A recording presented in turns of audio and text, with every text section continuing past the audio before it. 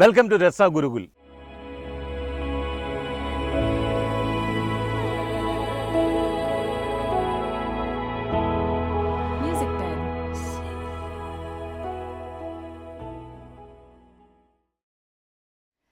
കൊയ്ത്തുത്സവത്തിനെ പറ്റി പറയുകയാണെങ്കിൽ അത് നമ്മളുടെ പാരമ്പര്യത്തിൻ്റെ ഏറ്റവും പ്രധാനപ്പെട്ട ഒരു ഭാഗമാണ്. പ്രത്യേകിച്ച് നമ്മളെപ്പോലെ പഴയ തലമുറയിൽപ്പെട്ട ആൾക്കാർ നമ്മൾ ജനിച്ചു ഞാൻ ഉൾപ്പെടെ പഴയ തലമുറയിൽപ്പെട്ട ഞാനും എൻ്റെ പ്രായക്കാർ എന്നൊരിക്കലും പറയാൻ പറ്റില്ല. അപ്പോൾ ഈ കൃഷി നമ്മളുടെ ഈ വളർന്നു വരുന്ന ആ പാരമ്പര്യത്തിൽ വളരെ പ്രധാനപ്പെട്ട ഒരു ഉത്സവമായിരുന്നു. അതിൽ നമ്മൾ ഈ കൃഷി എന്ന് പറയുന്നത് ഒരു സംസ്കാരത്തിൻ്റെ കൂട്ടായ്മയായിരുന്നു. അതിൽ കലകളുണ്ടായിരുന്നു, കളികളുണ്ടായിരുന്നു. എന്നാണ് കൊയ്ത്തുത്സവം അരങ്ങേറുക? തീയതികൾ എന്നാ? സെപ്റ്റംബർ 16 കാലത്ത് നമ്മൾ കൊയ്ത്തോടുകൂടി കാര്യങ്ങൾ ആരംഭിക്കും. പിന്നെ അതിനോടനുബന്ധിച്ച് കലകളും നമ്മളുടെ കൊയ്ത്തിൻ്റെ നാടൻ പാട്ടുകൾ, നാടൻ ഡാൻസുകൾ, മെതിക്കുന്ന സമയത്തുള്ള പാട്ടുകൾ, പിന്നെ അതിൻ്റെ വിവിധ തരത്തിലുള്ള ആഹാര സാധനങ്ങൾ, പിന്നെ നമ്മൾ എക്സിബിഷൻസ്, കാർഷിക ഉൽപ്പന്നങ്ങളുടെയും, അതുകൂടാതെ നമ്മൾ വിജ്ഞാനപ്രദമായിട്ടുള്ള ചർച്ചകൾ, അത് നമ്മൾ ഡോക്ടർ സണ്ണിയെപ്പോലുള്ള ആൾക്കാർ ചെയ്യുന്ന ചർച്ചകളുണ്ടാവും. പിന്നെ നമ്മളത് കണ്ടം കൊയ്ത് കഴിഞ്ഞ ഉടനെ നമ്മളത് ചെളിയാക്കി നമ്മൾ കണ്ടത്തിൽ ഈ ചെളിയിലുള്ള കളികൾ ആരംഭിക്കും. നമ്മൾ അതിനുശേഷം നമ്മൾ ഈ ചെളിയിലുള്ള കളികൾ, അതിൽ നമ്മൾ പ്രധാനമായിട്ട് കബഡി, അതുപോലെയുള്ള പന്ത് കളികൾ, ഏറ്റവും പ്രധാനപ്പെട്ട ഉദ്ദേശം നമ്മൾ ഇപ്പോഴത്തെ ചെറുപ്പക്കാരെയും കുട്ടികളെയൊക്കെ നമുക്ക് പ്രകൃതിയോട് കൂടുതൽ അടുപ്പിക്കാൻ വേണ്ടി അവരെ ചെളിയിലേക്ക് നേരിട്ട് ഇറക്കുക, എന്നിട്ട് അവർക്കൊരു പ്രത്യേകമായിട്ടുള്ള ഒരു അനുഭവത്തിലേക്ക് അവരെ കൊണ്ടുവരിക.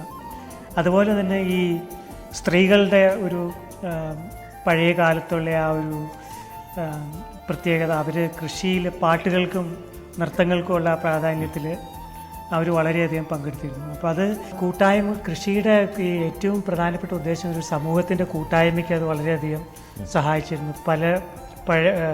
എല്ലാത്തരം തലമുറക്കാരും അതുപോലെ എല്ലാത്തരം വ്യക്തികൾക്ക് ജാതിമത ഭേദമന്യേ കൃഷി ഉത്സവങ്ങളിൽ പങ്കെടുത്തിരുന്നു.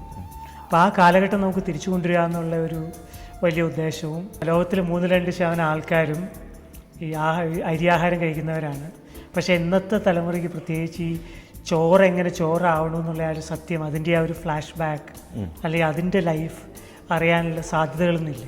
അപ്പോൾ നമുക്കതൊരു നല്ലൊരു സ്റ്റാർട്ട് ടു ഫിനിഷ് ആ സീക്വൻസുകൾ കംപ്ലീറ്റ് നമ്മൾ ഈ വിത്ത് നടുന്നത് മുതൽ അതിൻ്റെ ആ വളർച്ചയുടെ ആ സീക്വൻസ് കംപ്ലീറ്റ് നമ്മൾ റെക്കോർഡ് ചെയ്തിട്ട് അവസാനത്തെ ആ കൊയ്ത്തോടു കൂടി പരിസമാപ്തിയും ഏറ്റവും അധികം മനുഷ്യന് വിളവെടുപ്പിൻ്റെ സന്തോഷം നിറഞ്ഞു നിൽക്കുന്ന സമയം നമ്മൾ ഒത്തൊരുമിച്ച് ആസ്വദിക്കുക എന്നുള്ള ആ ഒരു കാലം, അല്ലെങ്കിൽ അതിൻ്റെ ആ ഒരു മീനിങ് നമ്മൾ സമൂഹത്തിന് പകർന്നു കൊടുക്കുക. പിന്നെ അതിനോടൊപ്പം ഭാവിയിൽ നമുക്ക് ഇതൊരു ഇൻ്റർനാഷണൽ ഹാർവെസ്റ്റ് ഫെസ്റ്റിവലാക്കി മാറ്റുമ്പോൾ ഈ നമുക്ക് ഡെലിഗേഷൻസ് പല രാജ്യങ്ങളിൽ നിന്ന് വരും. പ്രത്യേകിച്ച് കാർഷിക സംസ്കാരം നിറഞ്ഞു നിൽക്കുന്ന ഒത്തിരി രാജ്യങ്ങൾ, ഇന്ത്യ പോലെയുള്ള Brazil, Sri Lanka, Bangladesh, Italy, Spain, ഇങ്ങനെയുള്ള രാജ്യങ്ങളിൽ നിന്ന് കർഷകരെ നമുക്കിവിടെ കൊണ്ടുവരാൻ കഴിയും. ഒരു ഗ്ലോബൽ കർഷകരുടെ കൂട്ടായ്മ, ആഗോള തലത്തിൽ ഒരു കർഷകർക്ക് അവരുടെ തൊഴിൽ ഏത് മേഖലയെപ്പോലെയും മെച്ചമുള്ളതാണെന്ന് തോന്നിപ്പിക്കുന്ന ഒരു അവസരത്തിലേക്ക് കൊണ്ടുവരിക. അതാണ് ഹാർവെസ്റ്റ് ഫെസ്റ്റിവൽ അല്ലേ? അതാണ്.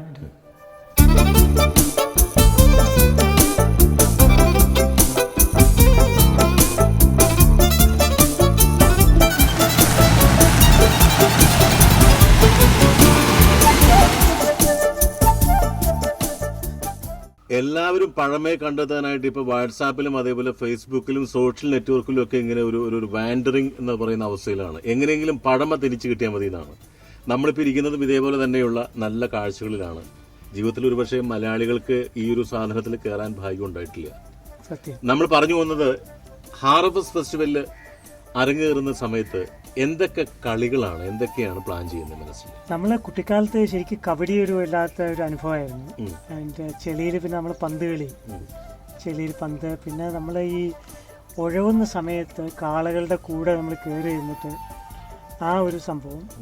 പിന്നെ നമ്മൾ ഇങ്ങനെ ഇപ്പോഴും ചകഞ്ഞുകൊണ്ടിരിക്കുകയാണ് നമുക്ക് കണ്ടുപിടിക്കാൻ പഴയ കാലത്ത്, നമുക്ക് മുമ്പുള്ള കാലത്തുള്ള കളികൾ എന്തെങ്കിലും ഉണ്ടോ. അപ്പോൾ നമ്മൾ ഒത്തിരി ആൾക്കാരോട് ചോദിച്ചിട്ട് ഇതെല്ലാം ഇതിൽ ഉൾക്കൊള്ളിക്കാനുള്ള പരിപാടികളാണ്. എങ്ങനെയാണ് പുറമേ ഉള്ളവർക്ക് ഹാർവസ്റ്റ് ഫെസ്റ്റിവലിൽ പങ്കെടുക്കാൻ പറ്റുക? ഇത് കണ്ടുകൊണ്ടിരിക്കുന്നവർക്ക് ഒന്ന് പങ്കെടുക്കണം എന്ന് തോന്നിക്കഴിഞ്ഞാൽ എവിടെ ബന്ധപ്പെടണം, എങ്ങനെ ബന്ധപ്പെടണം? ശരിക്കും രസാ ഗുരുകുലിൻ്റെ വെബ്സൈറ്റ് തന്നെയാണ് ഏറ്റവും എളുപ്പമുള്ള ഒരു മാർഗം. പിന്നെ കൂടാതെ നമ്മുടെ ലണ്ടൻ ഓഫീസ് വഴി രസ റെസ്റ്റോറൻറ്റ് വഴി അവർക്ക് പങ്കെടുക്കാം. പക്ഷെ അതിനേക്കാൾ ഉപരി നമ്മൾ ശരിക്കും ഒത്തിരി ആൾക്കാർക്ക് ഇതിൽ അങ്ങനെ പങ്കെടുക്കാൻ സാധിക്കില്ല. കാരണം എന്ന് വെച്ചാൽ ഇതൊരു ബ്യൂട്ടിഫുൾ ഓർഗാനിക് ഫാമാണ്. ഇതിൻ്റെ ആ ഒരു പരിശുദ്ധി നമ്മൾ നിലനിർത്തിക്കൊണ്ട് ഒരു ചെറിയ ഒരു ഗ്രൂപ്പ് ആൾക്കാരെ വെച്ചുകൊണ്ട് ലോകത്തെ വളരെ സെലക്റ്റീവായിട്ട്, അതായത് അത്ര കണ്ട് താല്പര്യമുള്ളവരെയാണ് മാത്രമാണ്. കാരണം എന്ന് വെച്ചാൽ ഇത് ലോകം മുഴുവൻ എത്തിക്കുക എന്നുള്ളത്, നമ്മളിത് സന്തോഷ് ശിവനെ പോലെയുള്ള വലിയ ഫോട്ടോഗ്രാഫേഴ്സ് ഇത് ഷൂട്ട് ചെയ്യാനുള്ള പരിപാടിയുണ്ട്. അപ്പോൾ നമ്മളിതൊരു ഷോർട്ട് ഫിലിം ആക്കി ചിലപ്പോൾ ലോകം മുഴുവൻ ഒരു റിസർച്ച് ഒരു DVD ആക്കി മാറ്റുക എന്നുള്ളൊരു ഐഡിയയും കൂടെ ഇതിൻ്റെ അകത്തുണ്ട്. പിന്നെ ഡെഫിനറ്റ്ലി നമുക്ക് ഹെൽപ്പ് ചെയ്യാൻ പറ്റുകയാണെങ്കിൽ ആ താല്പര്യമുള്ളവരെ തീർച്ചയായിട്ടും നമുക്ക് ഇവിടെ വരുത്താൻ പറ്റും. സാർ, അപ്പോൾ നമുക്ക് കുറേ നേരം കാളാണ്ട് നിൽക്കുന്നത്, നമുക്ക് സ്റ്റാർട്ട് ചെയ്താലോ? Shall we start the ride again?